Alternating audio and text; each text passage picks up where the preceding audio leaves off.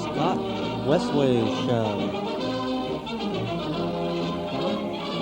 Starring Scott Wesley. Tonight's special guest, James Spielberg.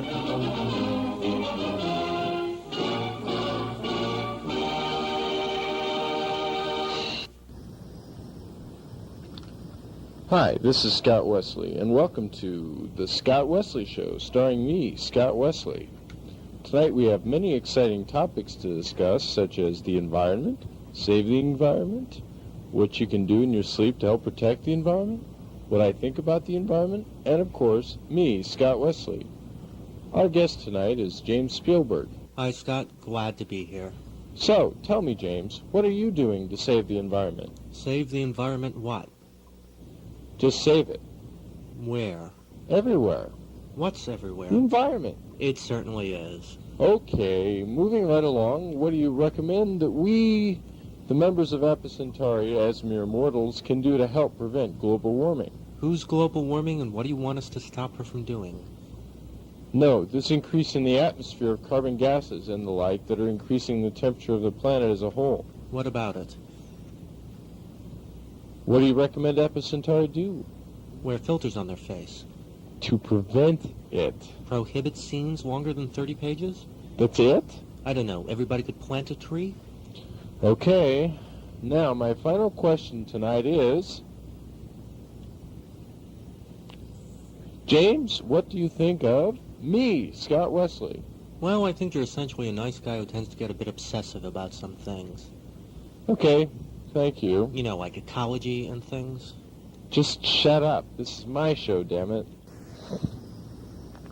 Okay, that's it for the Scott Wesley Show, starring me, Scott Wesley. Goodbye, everybody, from me, Scott Wesley.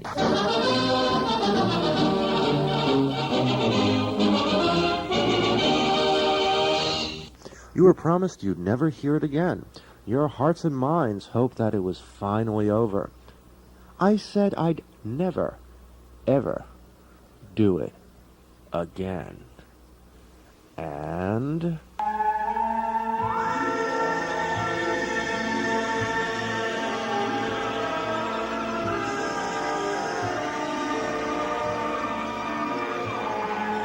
the apple of dark shadows.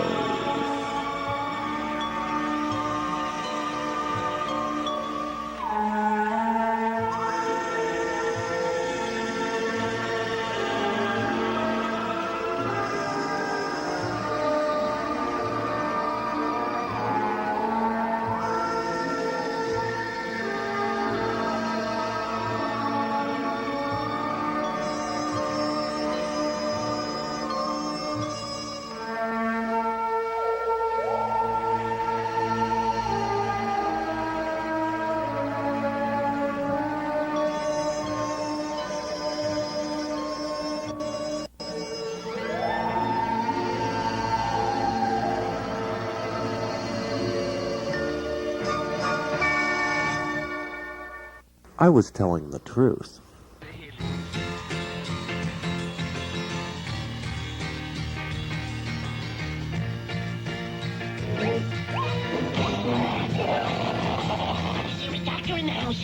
Is there a doctor in the house? Boogie. I'm Dr. Jimmy.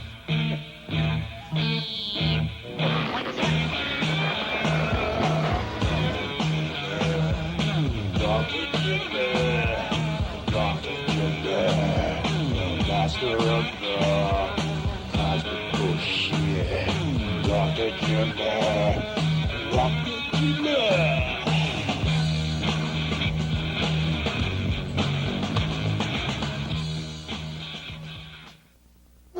When we last left Dr. Jimmy, the master of the cosmic bullshit, he was trying to stop the bilious belching Brevet ball of Belcher 4 thing from destroying Detroit. He turns to his companion and cries, "Dark Canwell, whatever will we do?" Dark Canwell? Oh no, he's buggered off, leaving me alone to deal with that thing. Oh, what a horrible thing to do. I'll just have to compose myself. A, E, B flat, and draw on the power of the bullshit cosmic. Now, where's that pencil? Hennessy, Drambuie, Gentleman Jack, Doers, Glenlivet, and all that crap. Smirnoff, Finlandia, Absolute Law. Send me a creature to combat the ball. Cosmically, bullshittily, Dr. Jimmy sends his power through the cosmic ether. Reaching for... Another bad joke? someone, anyone, to help combat the bilious belching Burbette ball of Belcher 4 thing. Until finally, suddenly, and at great personal expense, he reaches... Hey, babe, what's happening? Good Lord, it's Super Scott, the sizzling sixth son of the southern northern Surrette scene. Taking the alliteration thing a bit too far, aren't you? Never mind that now. We've got to get after the ball. After the ball, after the ball. Ah, that's much better. Got a cigarette? No. And what makes you think that I'm going to help you anyway, man of cosmic bullshit? Because you're such a swell all-around human being? Yeah, right. Okay, I'll make a deal with you. I'll help you defeat the bilious belching Burbette ball if you help me defeat the evil Jason Sachs. Why? What's gotten into Sachs now? I have no idea. Spielberg hasn't written that part of the script yet. Hey, look, the ball is eating that building. And it doesn't appear to agree with it. Nope, you must be wrong. Look, it's absenting itself. Yeah, and it's leaving, too. I wonder where it's going. Nashville. How did you know that? Bad script writing and a lucky guess. But the only thing I don't understand is, why go there? Why Nashville? Well, Detroit is obviously not to its taste. Hardly surprising. So the ball is going to Nashville to eat that instead? Makes perfect sense to me. But the only ACer in Nashville is Carmen. Yeah? So the ball is going to Nashville to eat... Don't even think it. But... I strongly urge you to shut up. okay. Well then, why don't we beat it to Nashville? We can warn Dark Carmen. Why should we warn Mark Harmon? Carmen. Dark Carmen. Oh, okay. I'll just bullshit cosmically here. Will Dr. Jimmy and Super Scott, the sizzling sixth son of the southern northern Surrette scene, get to Nashville in time to warn Mark, Dark Carmen? Or will the bilious Burbette ball of Belcher 4 thing beat them to it and eat Nashville? Tune in again next time to Dr. Jimmy, Dr. Jimmy, the master of the cosmic bullshit. Dr. Jimmy, Dr. Jimmy.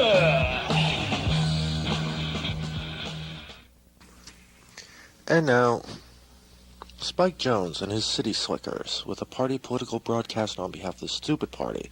Relax, it's only 2.5 minutes. Guess who this is dedicated to?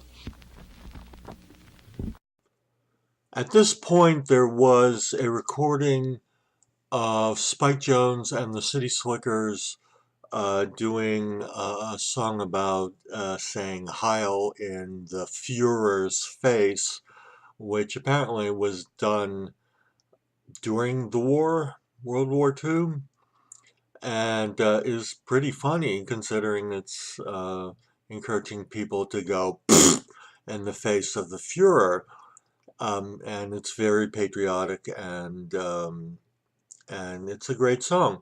And I was under the impression that it's been out of print and in the public domain even back when I created this audio in the first place.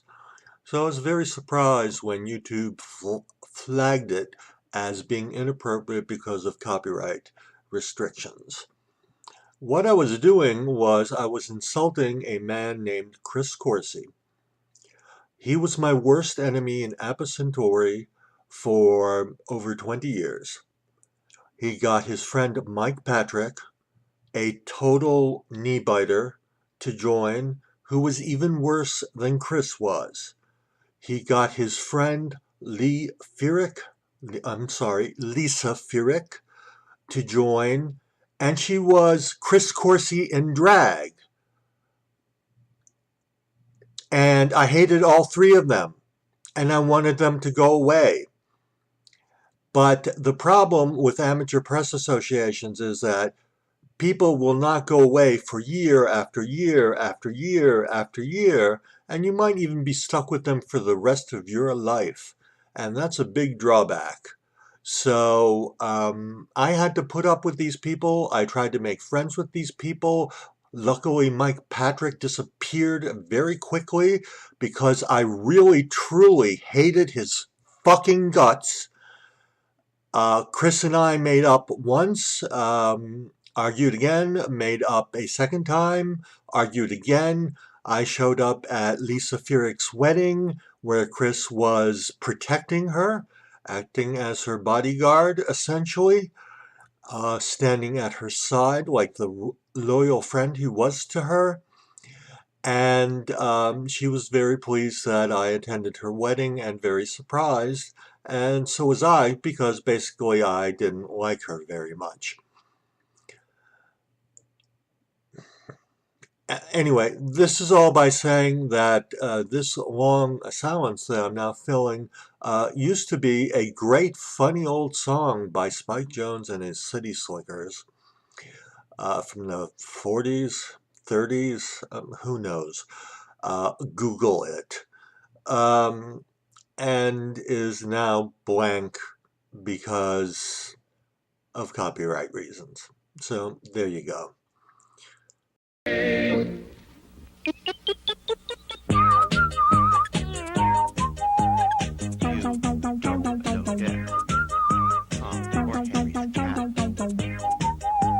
this section of the tape, Carmen M. Graham is being played by a duck.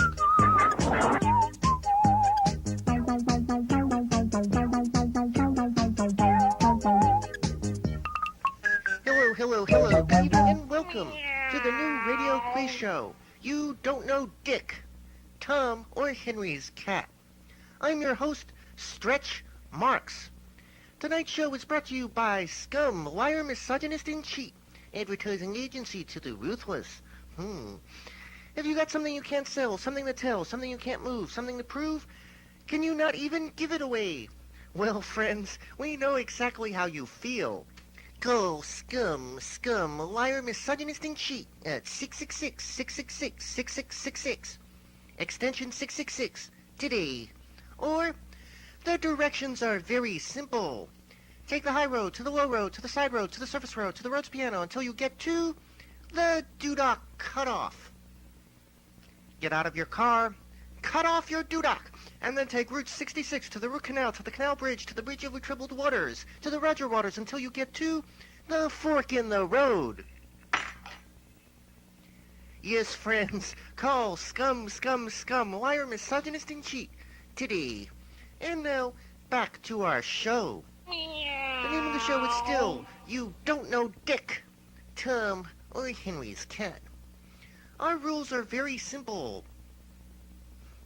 We have 3 contestants. Yes, friends, our rules are very simple. We have 3 contestants. I'll ask a series of questions worth 10 points each.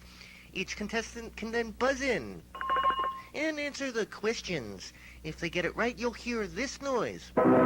And if they get it wrong, you'll hear this noise. At the end of the game, tonight's star prize will be awarded to the contestant with the biggest duck. Our contestants tonight are an over 6 Japanese girl. Oh, Stretch. No, sorry, I'll read that again. Our contestants are Larry Dudok. Well, that's a relief. Chris Chrissy. Hello. And Carmen M. Graham. And the first question tonight is, how big is James Spielberg in Centauri? Yes, Larry Dudok 6'1". is the wrong answer. Sorry. Yes, Chris Corsi. Necrophilia? No, sorry. Yes, Carmen M. Graham. No, sorry. It was in fact a trick question. How big is James Spielberg in Centauri? The correct answer is the same size. Now, on to our second question. What's more fun than getting poked in the eye with a sharp stick? Yes, Larry Dudok. Being in one of your techno projects? No, sorry. Yes, Chris Corsi. 15 half-naked teenage girls running through a forest with a mad axe murderer chasing them who's going to slice them all to little ribbons with a chainsaw with blood spurting in slow motion and little bits of TNA flying everywhere? No, that's wrong, but 5 points for creativity. Yes, Carmen M. Graham is the correct answer. What's more fun than being poked in the eye with a sharp stick? A good duck. 10 points to Carmen. And now it's time for the third question. How many women has James Spielberg slept with? Yes, Larry Dudok. 16. No, that's not the answer we're looking for. Chris Corsi. None at all? No, but that was a good guess. Yes, Carmen M. Graham. No, sorry, you're all wrong. The correct answer to how many women has James Spielberg slept with is not nearly enough. And now, friends, the last and final question of tonight's game. What will it take James Spielberg to stay in Centauri in 1992? Yes, Carmen M. Graham. No, that's wrong. Yes, Larry Dudok. Being elected into the AC Hall of Fame? No, it's too late for that. Yes, Chris Corsi. 3 new female members, all living in Atlanta, all stunningly beautiful and hot to trot, and under the age of 15. Is the correct answer. Well, that's the end of the game, friends. Chris Corsi is in the lead with 15 points to Carmen M. Graham's 10 and Larry Dudok's 0. How about best 2 out of 3? So the winner of tonight's game is Carmen M. Graham. That's the last time I helped you with anything, Spielberg. Congratulations, Carmen. And tonight's star prize is free tuition for a master's program at Vanderbilt University in Nashville, Tennessee. So thanks to our 3 contestants, Larry Dudok. There's no pleasing some people. Chris Corsi. What? No second prize? And Carmen M. Graham. And thanks to all our friends at home. This is Twitch Mark saying goodbye, stay dry, never say die, date someone fly, and may you never get hit with a coconut pie. Bye.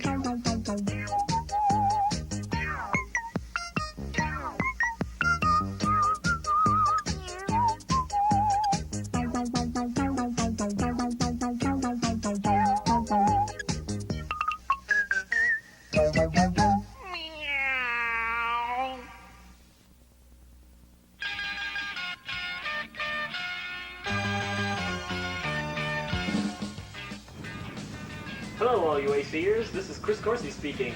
And believe it or not, I played myself. Hey, who'd have thunk it? Me and a Spielberg techno project. Well, wonders never cease. Maybe this guy's not so bad after all.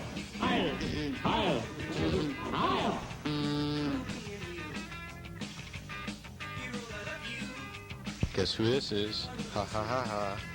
Hey, is this a good time for me to be a pain in the ass? Hey ho, this is Scott Wesley. That was not an impersonation. It was not James's idea of a... Well, yes, it was James's idea of a... But I played Weasley Flusher in the Star Trek The Next Masturbation. And I played myself in what James calls the Earth Spielberg role. So, obviously this was sort of humorous, so there we go.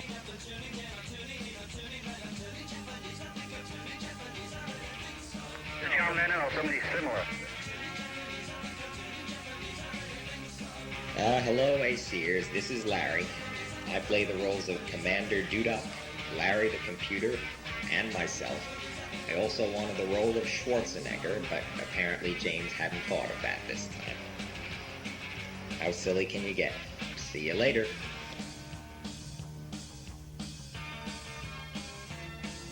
Hello, Japanese fans. This is Paul McCartney. Paul McCartney.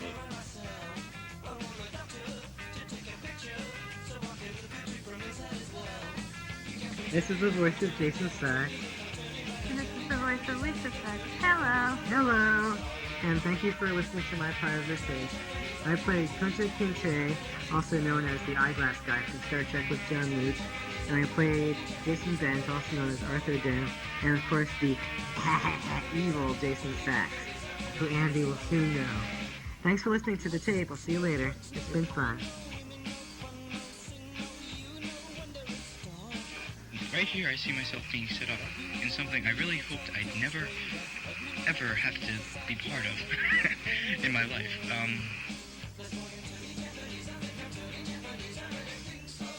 Hello, this is George from Patterson, and I'd just like to say... I hope you have, all of you have a happy Christmas and a very happy New Year. Really horrible British accent. Really fucking horrible British accent. I've been drinking polecat tea for 3 days straight, and look at the way I sound.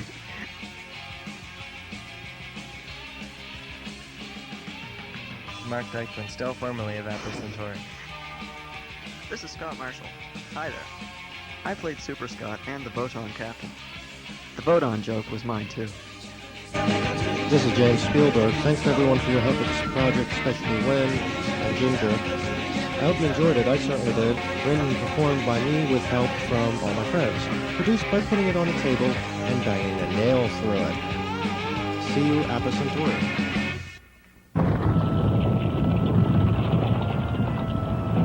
You know, I could have sworn I was being watched. Yeah, but I guess it was just my imagination. Cut.